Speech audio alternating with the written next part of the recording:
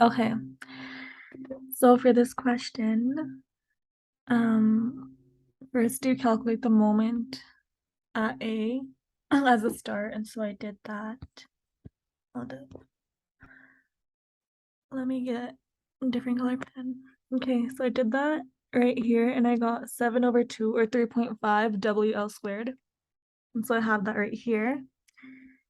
And so when you have a concentrated moment like that, and it's counterclockwise, which is negative, which is above the axis for us, we go up to 7 over, it was 7/2 WL squared over EI, right?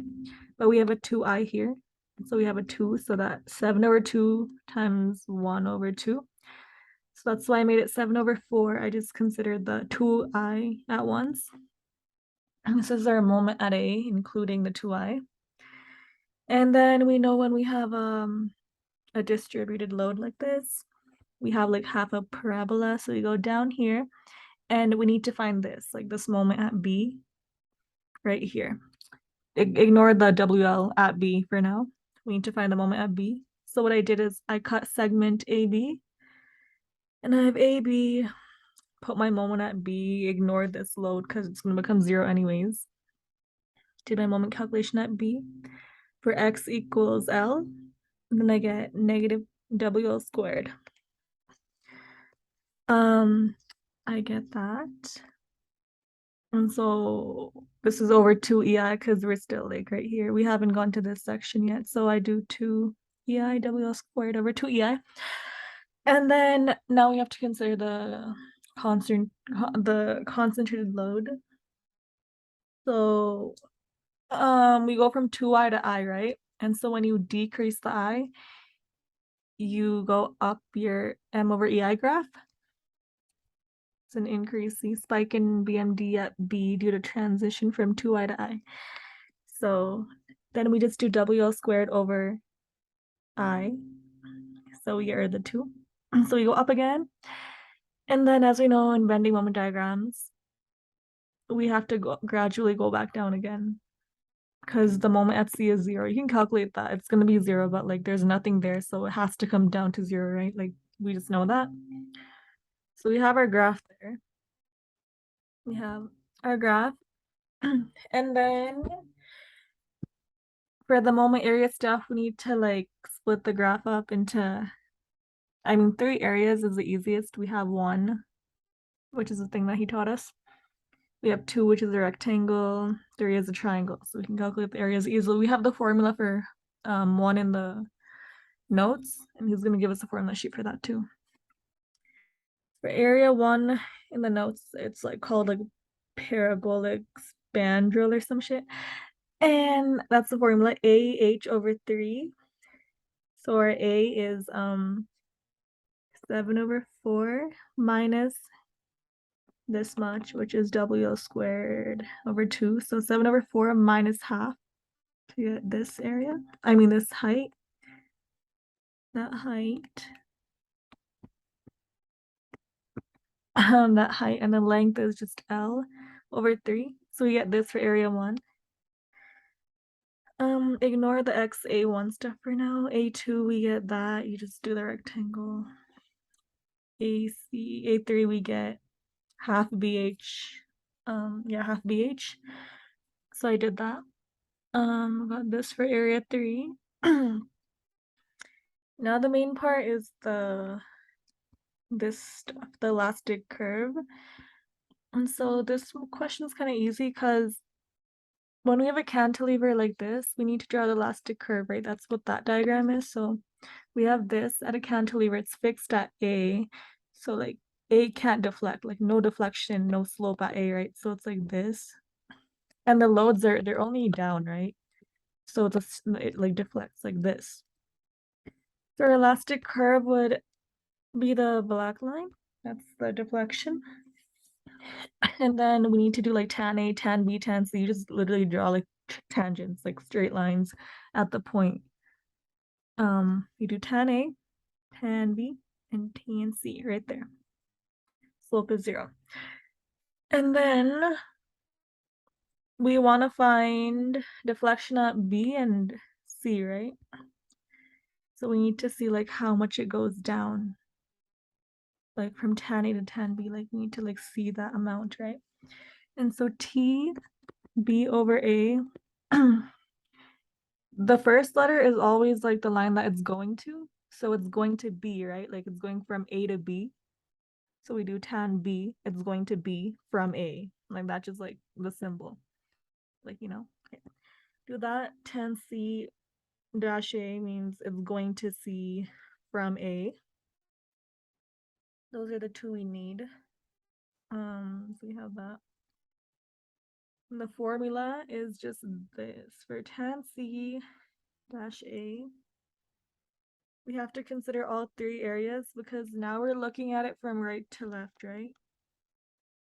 Because we need to see like the entire deflection, like we need like the areas here, right?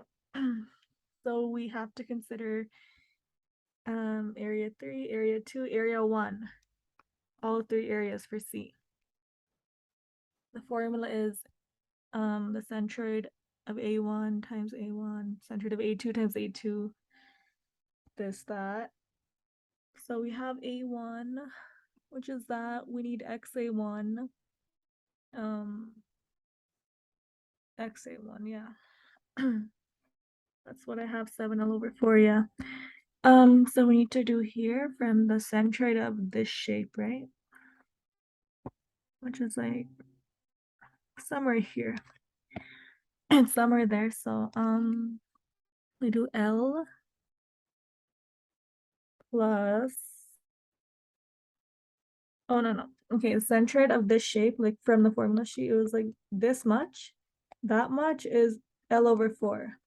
Like I calculated that. And so I need to find from C to this point now, right? So I just did 2L minus L over 4. I got 7L over 4. So that's my value for XA1. 7 over 4, then my A2 is that, and then I need my XA2.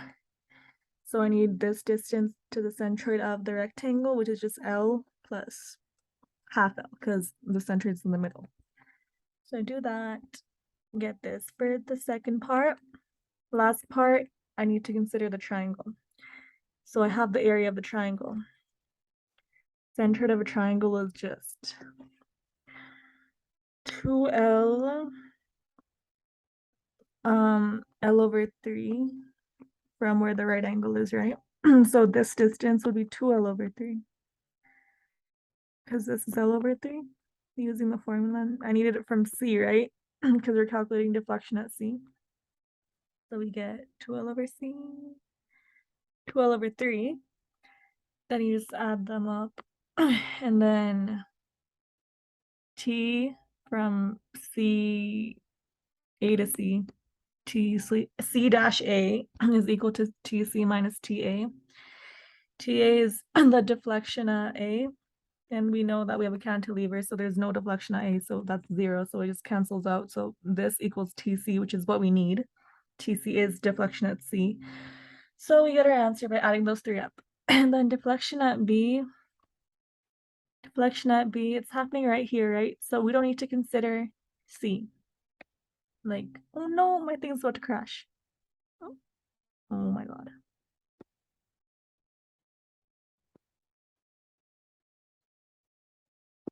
Okay.